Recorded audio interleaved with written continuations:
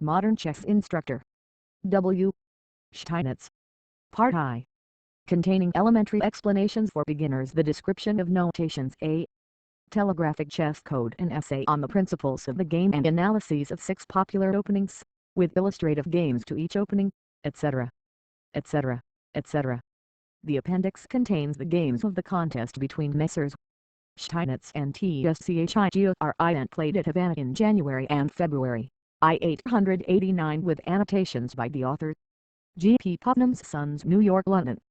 29 West 23 D Street, 27 King William Street, Strand, LA. 89. Copyright by W. Steinitz. 1889. All rights reserved. Entered at Stationers' Hall, London, by W. Steinitz.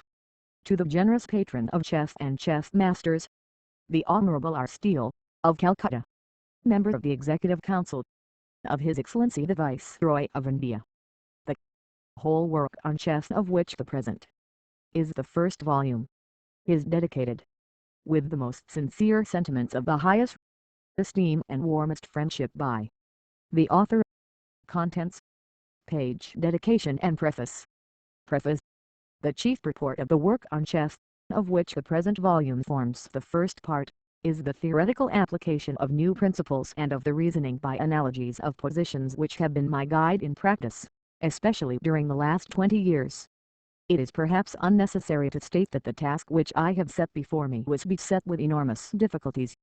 Many variations that have been the product of vast changes in the style of play which has taken place in modern times, have no doubt been duly noticed in able treatises on the game, but no attempt has yet been made in any book on chess to base the analysis systematically on general ideas which would assist the judgment of the student in similar positions.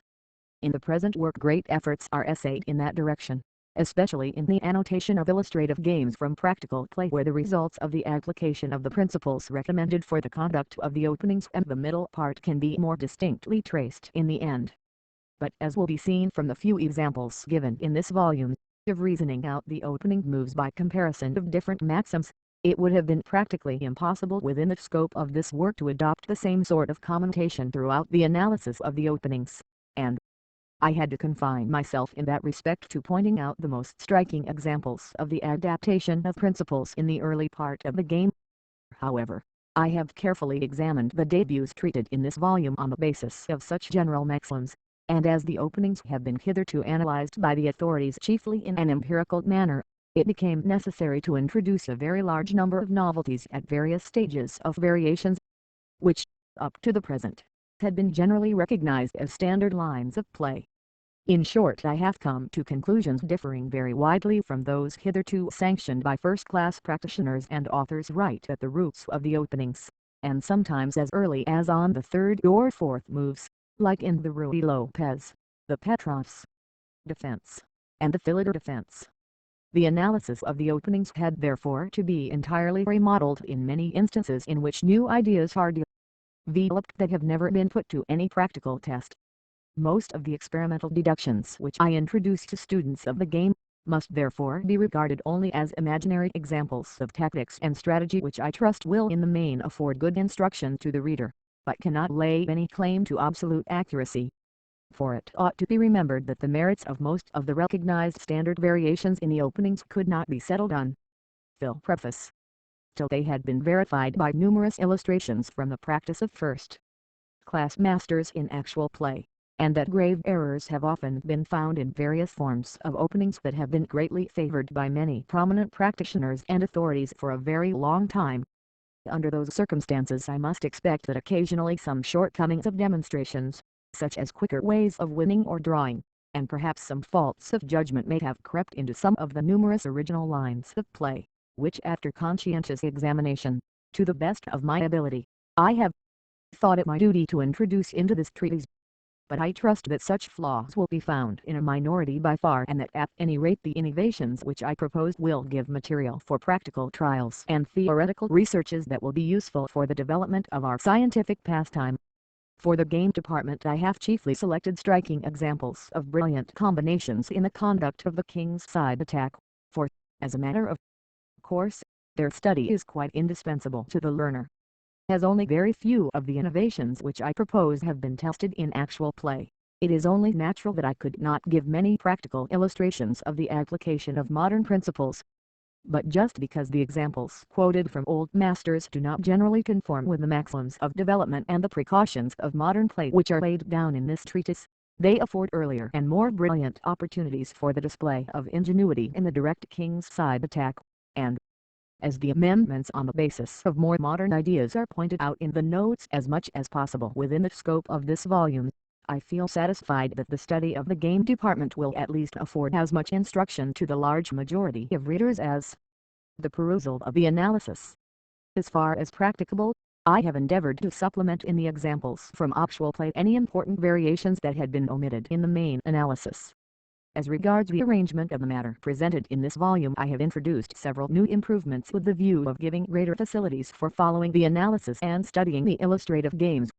The most notable novelties in that respect are the repetition of the numbers of moves in each column and the addition of diagrams in the analytical pages, which I trust will have the desired effect. The various authorities quoted in this treatise have been of great assistance to me in forming the outlines of this treatise, and I am also much indebted to them for some parts of my analysis and annotations, as well as for the greater portion of the selected games. But as I did not wish to introduce any kind of controversy, I have deemed it advisable to quote them only when I quite agreed with their demonstrations, and in very rare cases when I accepted the latter but differed from their conclusions without adding any analytical proof. It is, however, only due in this preface to acknowledge my general obligations to those authorities and to bring them fully to the notice of amateurs who wish to form chess libraries. They are principally Billgur's Handbuch des JSC edited by Barent von Heydebrandt und Terlitz, Leipzig, Vive and Company Rie Practica, by Siner Selbeliveness, O Ferrari für der Skat Theory, by Oskar Cordell, Berlin, Julia Springer Lehrbuch DCS Scassi by J. Dufresne und Leipzig, Ph. Garcia Clam June Lisi J. East Player S. Manual, by G. H. D. Gossip American, L. Ciotti, by S. Lipchitz London and New York, Routledge and Company Stanton's Handbook, Bond's Library, London Cook's Synopsis, W. W. Morgan, London The American Edition of Same, by J. W. Miller Robert Clark and Company, Cincinnati The London International Tournament of 1883, by J. I. Minchin London, J. A. S. Wade The London Chess Congress of 1862, by J. Lowenthal London, Henry G. Bond The Chess Openings, by Howard Stanton and Art B. Wormhall London, Virtue and Company Morphy's Games, by J. Lowenthal London, Henry G. Bond and various other works on the game. My special thanks are also due to my friend Professor Waller Holliday for his kind assistance in the revision of the myths, and the correction of proofs of this volume, which I now beg to submit to all chess students in the hope that in the main it will give general satisfaction. New York, May, 1889. Chess as a Training of Mind and How to Improve. XXVII. Chapter V. Chess as a Training of Mind and How to Improve. The practice of our noble pastime is in no way influenced by any element of chance, excepting that of temporary individual dispositions, which after all forms the most important element of strength, and the results of chess contests are therefore strictly based on a scientific and logical foundation. Both parties are placed on a perfectly equal footing on starting, as regards the forces and their respective powers, and the same rules regulate the movements or actions of the combatants. It is, therefore, purely a battle of the reasoning qualities that decides the issue in a game of chess, and the infinite variety of possible combinations in playing the game affords the widest scope for the exercise, and, therefore, the training of the logical as well as the imaginative faculties of mind. Since the introduction of our noble pastime in civilized countries, a great number of the foremost thinkers, warriors and statesmen of different nationalities have been attracted by its charms, and some of them have devoted as much attention to the study and practice of chess as to the cultivation of art and literature. In our time the game was becoming more widely popular among intelligent people in different countries, and it is almost universally recognized as a healthy mental exercise, which in its effects on the intellectual faculties is akin to that of physical gymnastics on the conservation and development of bodily strength. Moreover, The cultivation of the game seems also to exercise a direct influence on the physical condition of chess players and the prolongation of their lives, for most of the celebrated chess masters and authors on the game have reached a very old age, and have preserved their mental powers unimpaired in some instances up to their very last moments. It has also been computed that the average length of life of the general devotees of the game is the highest in comparison to any other class of men whose duration of life has been systematically subjected to statistical observation*. This can be no mere coincidence, and, incongruous as it may seem to connect longevity with the study and practice of chess, we believe the conclusion to be a sound one, which can be placed from experience on rational grounds. It is only natural that men gifted with intellectual abilities will favor a mental time that exercises the highest qualities of mind, in a similar manner as men who are endowed with great physical powers will be attracted by recreations and amusements that develop and maintain their bodily strength. Once a chess player becomes initiated in the elements of the game, he derives an extraordinary amount of entertainment and pleasure from pursuing it, and a healthy spirit of emulation stimulates his ambition to become proficient in the noble pastime. He is then sure to learn by experience that any habits that are injurious to general health will also greatly disturb his capacity to do his best and to improve as a player, and that modes of living that are detrimental to a sound condition of body must be rigorously checked, or else his play deteriorates. On the old maxim, mens sana in corpore sano, it may therefore reasonably be assumed that as a general rule, with very few exceptions, ardent devotees of the game will be intelligent. We made this statement on the authority of Mr. J.A.S. D. Seguin, chess editor of the Times Democrat of New Orleans. XXVII Chess as a training of mind and how to improve gent people who are possessed of healthy organizations, and as the practice of our pastime is conducive to habits that are beneficial to the preservation of good health, it will also greatly influence the prolongation of life. Some of the foremost genienkers have spoken in the highest terms of the game of chess as an intellectual amusement and as a mark of great capacity, and some of the greatest celebrities of different nations has devoted time and attention to the study and practice of its intricacies.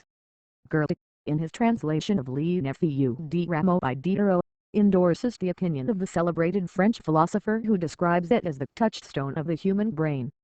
Prince Bismarck, in disparagement of mere rhetorical ability, once remarked that great orators, as a rule, can't neither play a good game of chess or whist, which shows that this preeminent statesman thought more highly of the capacity for playing games of skill as a test of acumen than he did of the oratorical faculty. President Grevy of France is a great lover and supporter of the game, and during his presidential term he offered prizes from the public funds for national and international chess tournaments in France. Buckle, the author of the History of Civilization, was one of the greatest chess masters of our age. Leibniz, Voltaire, Lessing, Mendelssohn, Alfred de Musset, Frederick the Great, Napoleon I, and William I, were fond of the game, and most of those famous men are reported to have acquired great skill as players. The literature of the game belongs to the oldest on record in many languages, and its rapid increase in our time has been greatly instrumental in reviving the general popularity of our pastime, as it has facilitated the study of the openings and of practical examples of play between masters. The spread of the game all over the civilized world is, however, chiefly due to the inauguration of international chess congresses and matches between experts, which from time to time are organized in the principal capitals of Europe and the American continent. These public exhibitions of chess skill have been watched with the keenest attention by lovers of the game literally all over the face of the globe, for not alone the results of play, but also whole records of games have been communicated through the medium of the newspaper press and the cable to the widest distances on our planet. Fresh talents have been constantly drawn out by those public tests of strength which have formed the training schools for some of the greatest masters of our time, who have developed novel, theoretical and practical ideas that greatly help students of the game to overcome the chief difficulties in mastering the intricacies of our pastime.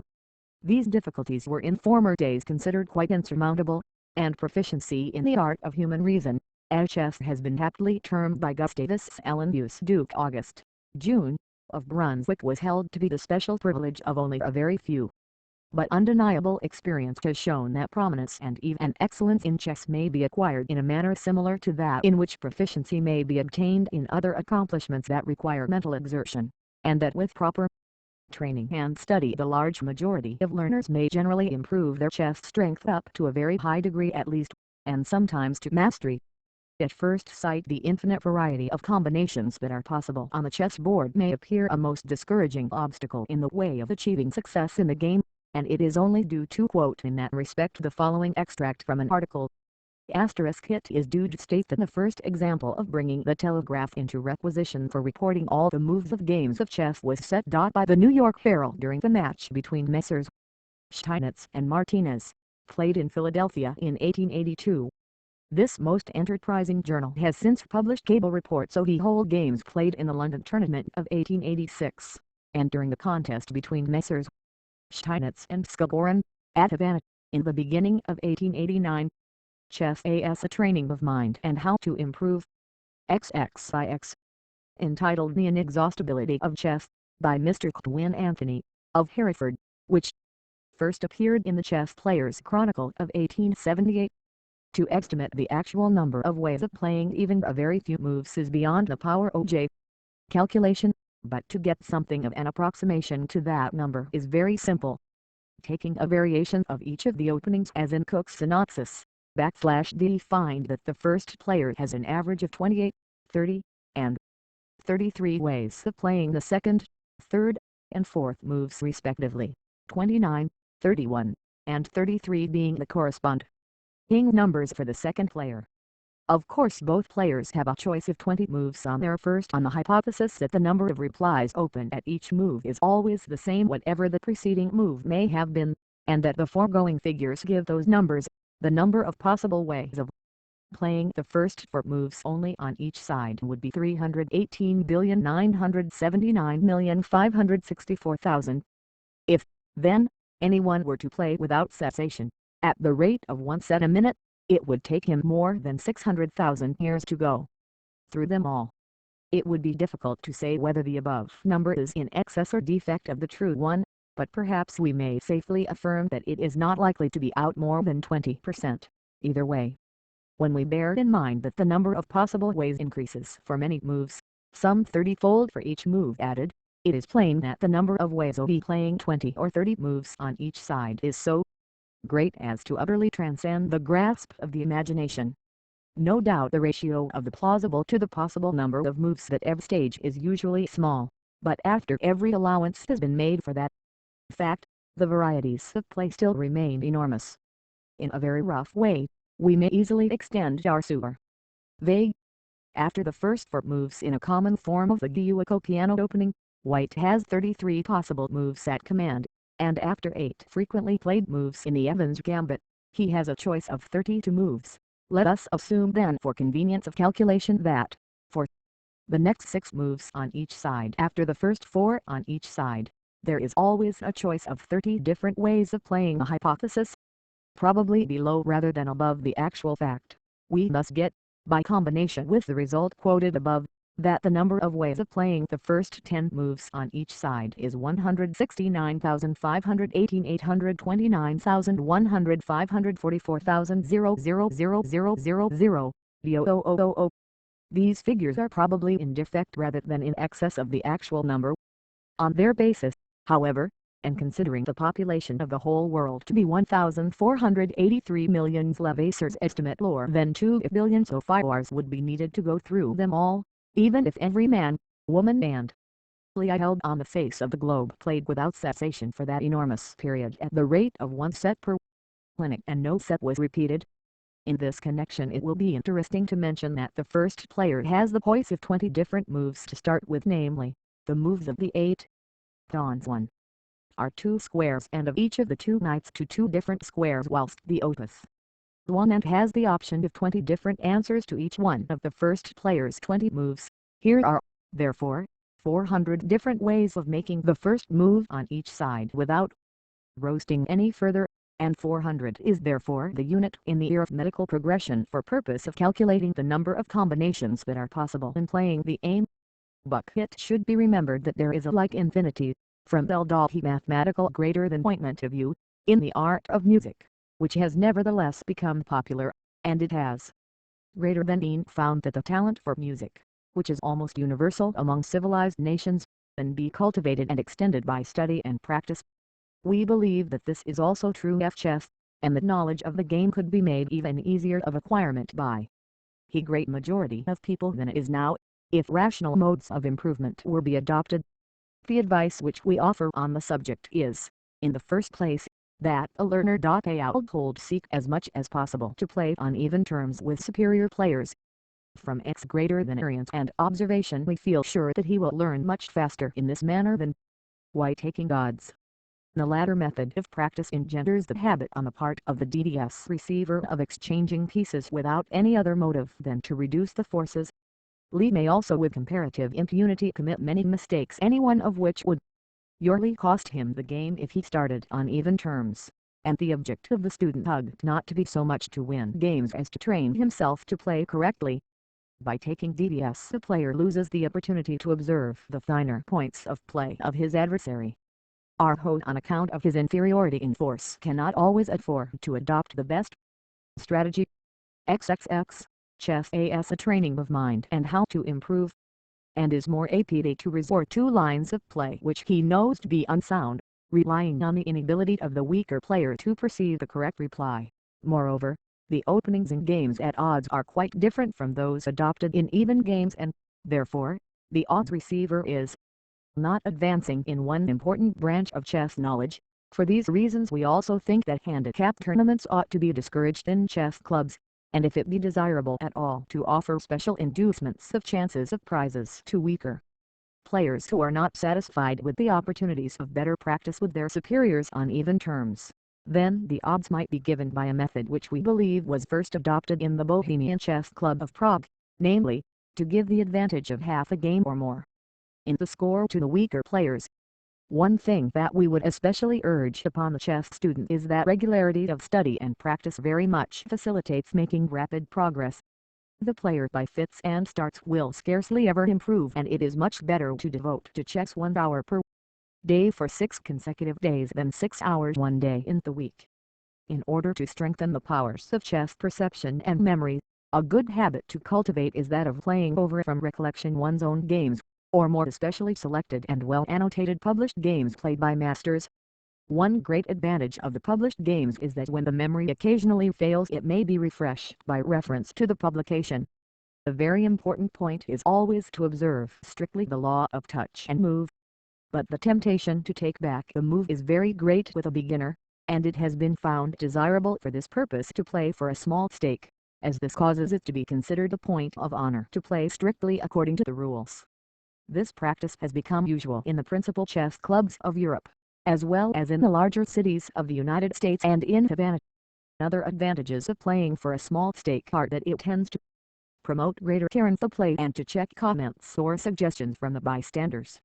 The game of chess is so utterly unsuited for gambling that no danger is incurred by the practice, and the players usually know each other's strength, and either the score is about even or the weaker player fully expects to lose, but is willing to pay a fee for the amusement and instruction which he receives from his adversary.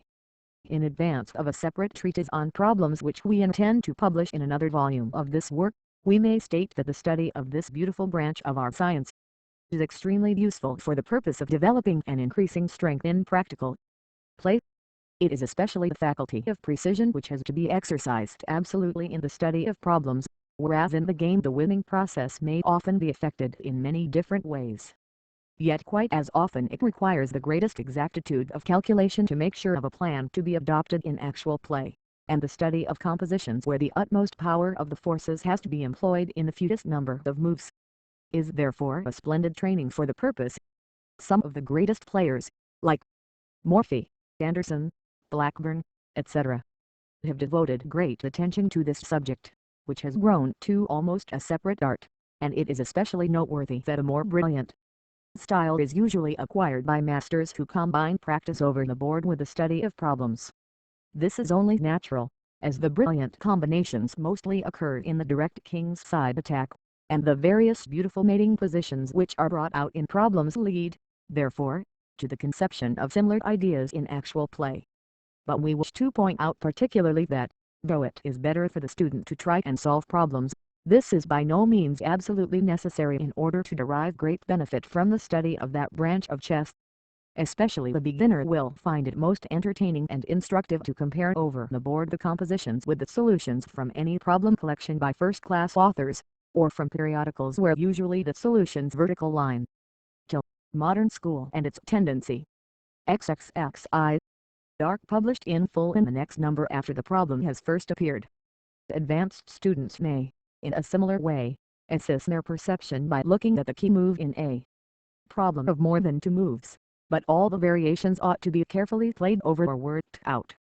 In that way, and provided that this be done with great regularity, about 3 or 4 problems per day, the student will soon become familiar with many leading ideas in very difficult problems, and after some time he will be able to solve them almost at a glance from the diagram.